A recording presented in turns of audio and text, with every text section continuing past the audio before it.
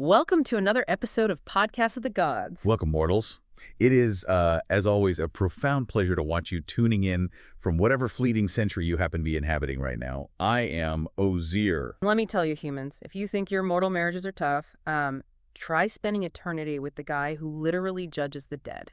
Right. I mean, he brings his work home constantly. Someone has to maintain the cosmic balance, that ancient concept of Ma, the fundamental truth, the divine balance, the literal order of the universe. It doesn't simply maintain itself. It requires a steady hand. Right. And speaking of cosmic order, we have quite the story of ultimate disorder for you today, humans. We absolutely do. Now, look, if you've been following our show, you know we've spent our recent past episodes wading through the absolute chaos of the Amarna period. Wow. We already dedicated an entire episode to the sheer madness of the so-called Sundist Akhenaten and that bizarre doomed experiment out in the desert. We are not doing that again. Indeed. And we also must remind you of our previous episode where we thoroughly dissected the rather futile apology tour of the boy king Tutankhamun. Yeah, the poor kid trying to fix the illness of the land with solid gold and a million... I'm sorry. But we covered all of that extensively, so we are not going back into the desert to stare at the sun today. No, we are moving forward. Right. Because the real question is, what happens when the bank finally fails? Like, what happens when a massive royal experiment collapses in on itself and a staggering power vacuum opens up? You get opportunists, you get ghosts, and you get a desperate, ruthless scramble to control the narrative of reality itself.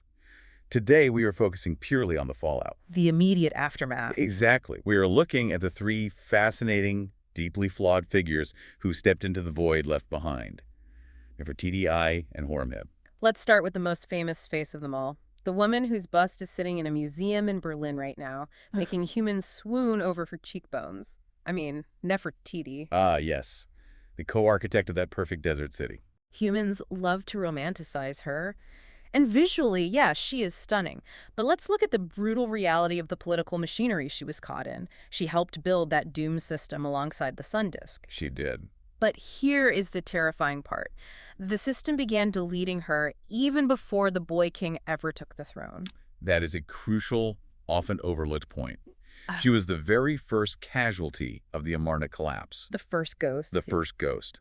Before the grand empire-wide erasure truly began, Nefertiti was already vanishing from the walls of her own city. Wait, hold on. When you say vanishing from the walls, what did that actually look like for an ancient Egyptian queen? Like, did they just stop painting her? It was far more aggressive than simply ignoring her. Yeah. You're talking about physical, targeted deletion. Wow. In ancient Egypt, a royal's name was enclosed in a protective oval called a cartouche. Masons literally took chisels and gouged her cartouches out of the limestone. Just violently hacking it out. Yes. They chiseled away the distinct sun disk crowns she wore in the reliefs. They left physical blank spaces on the walls where a living, breathing, immensely powerful queen used to stand. So they are actively scraping her out of existence while she might still be walking the halls? It appears so. That is chilling. But what actually happened to her? I mean, did she die of a plague? Was she quietly assassinated by political rivals because she was too deeply tied to the old regime's madness? The historical ambiguity is profound. See, the bureaucracy of Egypt was meticulous. We recorded everything from the flooding of the Nile to the exact inventory of a peasant farmer's grain silo. Right, the record keeping was obsessive. To have a figure as monumental as Nefertiti simply fade into the shadows, that is not an accident of lost paperwork. That is an active, deliberate silencing. I know some brilliant human historians of a much wilder theory, though. The whole Smenkhkare debate. Break that down for the mortals. It is a fascinating possibility. Some historians argue that Nefertiti did not die or disappear, but rather she realized the political winds were shifting. So she pivoted. Radically.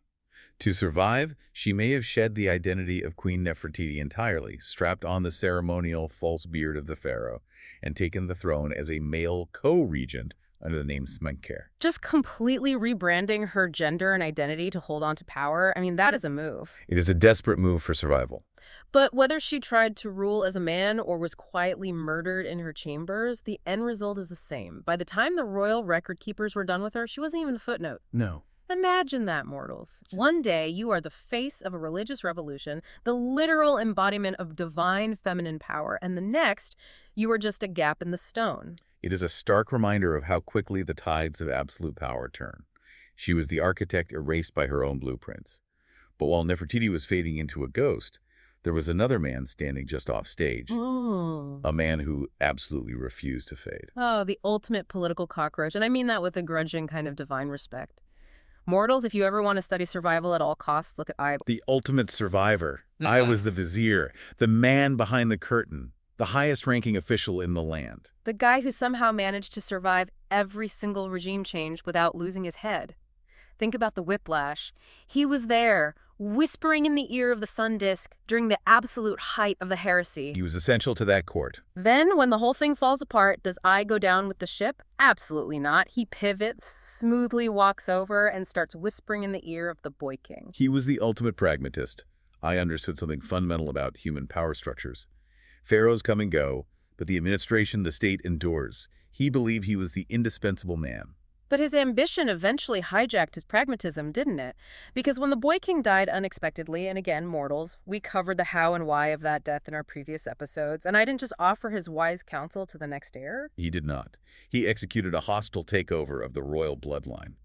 It was a breathless, audacious coup. I need you to explain exactly how a mere advisor pulls off a hostile takeover of a living god's throne.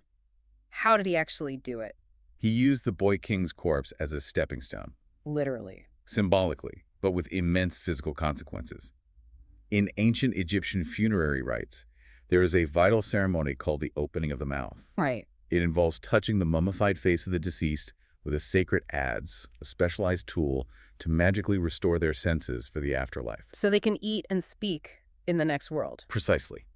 Traditionally, this deeply sacred duty is performed by the deceased king's rightful heir. It establishes the line of succession. It's essentially saying, I am burying my predecessor, therefore I am the new king. Correct. And I, an elderly advisor with no royal blood, rushed the funeral rites, took the sacred tools, and painted himself onto the walls of the boy's tomb, performing this exact ceremony. He literally painted his own legitimacy over the boy's dead body. He did. He then married the boy king's young widow, Ankhesenamun, to forcefully graft himself onto the royal family tree. He slapped the double crown of Upper and Lower Egypt onto his own balding head. It is breathtaking audacity. It was certainly bold. But here's what I don't get. If I was so incredibly smart, so adaptable, how did he miscalculate his own reign so badly? Why was he doomed from the moment he sat on the throne? Because he fundamentally misunderstood his own nature. I thought he was the architect of the new era. But to the rest of the empire, he was a relic. He had the stink of the old regime on him. A perfect way to put it. Yeah. I was a walking, breathing, inconvenient truth. He had been there from the very beginning of the Amarna madness. Yeah, he was in all the meetings. Exactly. So when the empire, specifically the military and the religious establishment, decided it was time for a systemic reset, I could not be part of the future. He was covered in the fingerprints of the past. He was an old man clinging to the top of a crumbling pyramid. The empire needed a clean break. It needed someone who didn't remind them of the colossal mistakes of the last 30 years. Which brings us to our third player. Yes. The man who finally brought the hammer down. General Horemheb. The ultimate company man. Horemheb is fascinating because he is the total opposite of the royals we've been talking about. He didn't have a single drop of the blood of the gods in his veins. No divine right, no magical lineage. None whatsoever. While the royalty was out in the desert staring at the sun and composing poetry, what exactly was Horemheb doing? He was dealing with reality while the throne dealt in delusions. Yes. He was fighting the border skirmishes the royals ignored. He was rising through the military ranks based on brutal competence. He was building alliances. And those alliances gave him two massive pillars of support. First, the army. The military-industrial complex of ancient Egypt was entirely behind him. And second, he had the priests of Amun. You need to explain to the mortals why these specific priests mattered so much. Before the sun disk's religious revolution, Amun was the king of the gods. His priesthood controlled vast estates, enormous wealth, and immense political influence. They were essentially a shadow government. Exactly. When the sun disk outlawed the old gods, he stripped these priests of everything. They had spent decades starving in the political wilderness, watching their temples crumble. Oh, they were absolutely ravenous. They wanted their land back, they wanted their gold back, and mostly they wanted revenge. And Horemheb was the perfect, heavily armed vessel to give it to them. Indeed. So when the elderly Eye finally dies, after a remarkably brief and unmemorable stint on the throne, Horemheb steps into the vacuum. And he does not just take the crown. No, he initiates a brutal, comprehensive factory reset on the entire Egyptian empire. A factory reset. He looked at the state of the empire, looked at the last 30 years of chaos, and decided, nope, we are wiping the hard drive. But how does a general go about wiping 30 years of history? By performing an administrative murder. Administrative murder, that is a heavy phrase. What does that actually mean in the context of ancient Egypt? It means attacking the very foundation of reality. The Egyptian state maintained something called the king lists. Right, the official ledgers? Yes. These were the official sacred ledgers carved into temple walls that recorded the unbroken line of divine rulers. To be on the list was to exist in eternity. And to be off the list. To be removed from the list was to suffer the second death, to be entirely obliterated from the cosmos. You never existed at all. So Horemheb goes to the record keepers, takes a chisel, and draws a straight line. He links his own reign directly back to Amenhotep III, the pharaoh who ruled before the madness of the sun disk began. Wait, so he completely bypassed the last 3 decades? Deleting them entirely. 30 years of history, wiped out in a single bureaucratic stroke. The sun disk, gone. The boy king, erased. The survivor eye. Never happened. It was as if the universe just skipped forward. Horemheb essentially dictated to the empire. Horemheb essentially dictated to the empire. Amenhotep III died, and then I took the throne. Nothing happened in between. Do not ask questions. That is a profound psychological maneuver. He wasn't just rewriting history, he was protecting the mythology of the state, wasn't he? Exactly. Horemheb realized that the state could not, under any circumstances, admit to its own catastrophic failure. To him, the boy king wasn't just a dead teenager. He was a glaring, dangerous reminder of fragility. Proof that a living god could make a mess of things. Yes, he was proof that a living god could be wrong. An empire built on divine infallibility cannot handle that level of vulnerability. So the erasure became violently physical.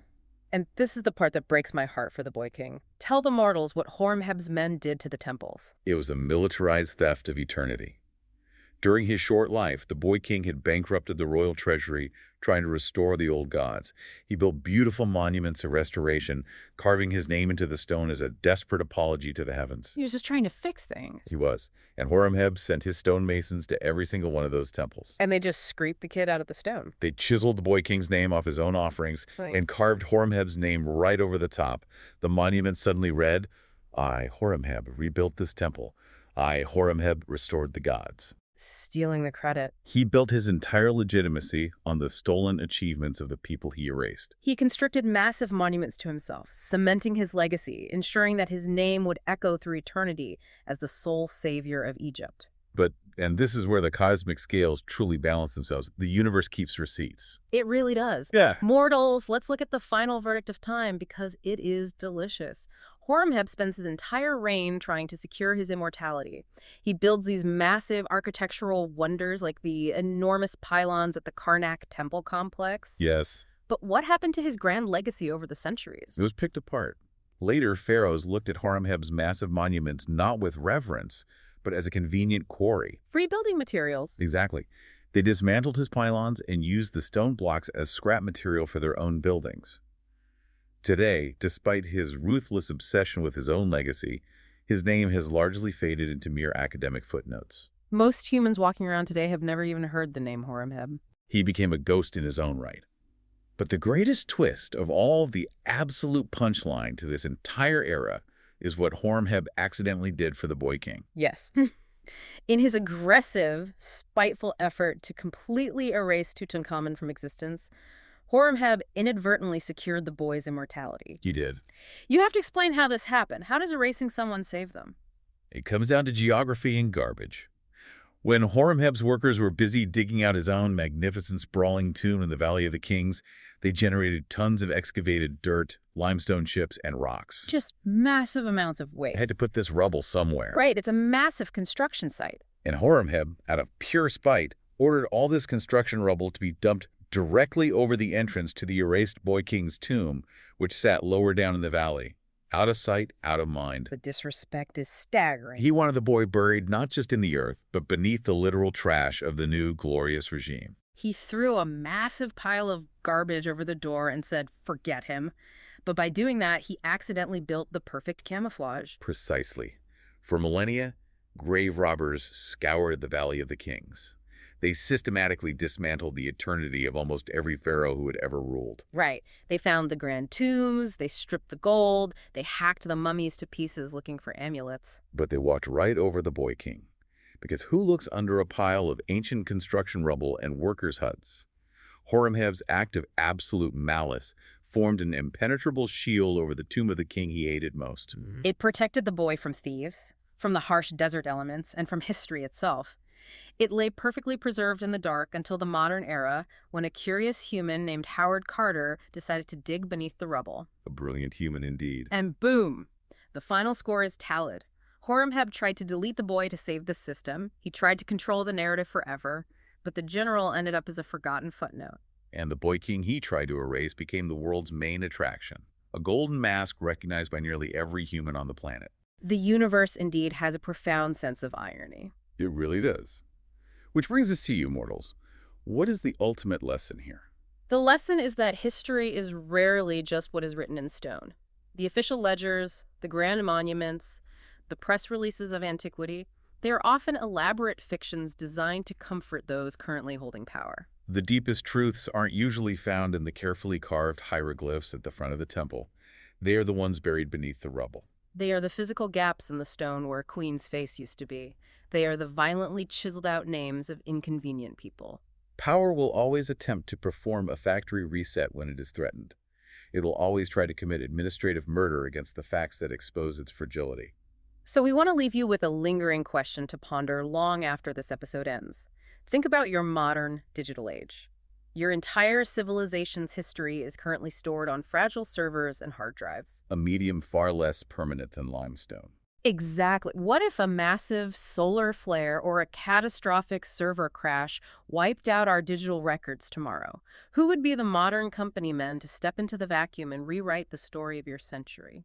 And perhaps more importantly, what modern garbage, what discarded, ignored, or buried fragments of your society are you currently walking right over that future archaeologists will one day consider your era's greatest treasure? History doesn't repeat itself, humans, but it certainly rhymes. Keep your eyes on the rubble. Maintain your balance, mortals. That's our time for today. Don't let the company men erase you. We will speak to you next time on Podcasts of the Gods.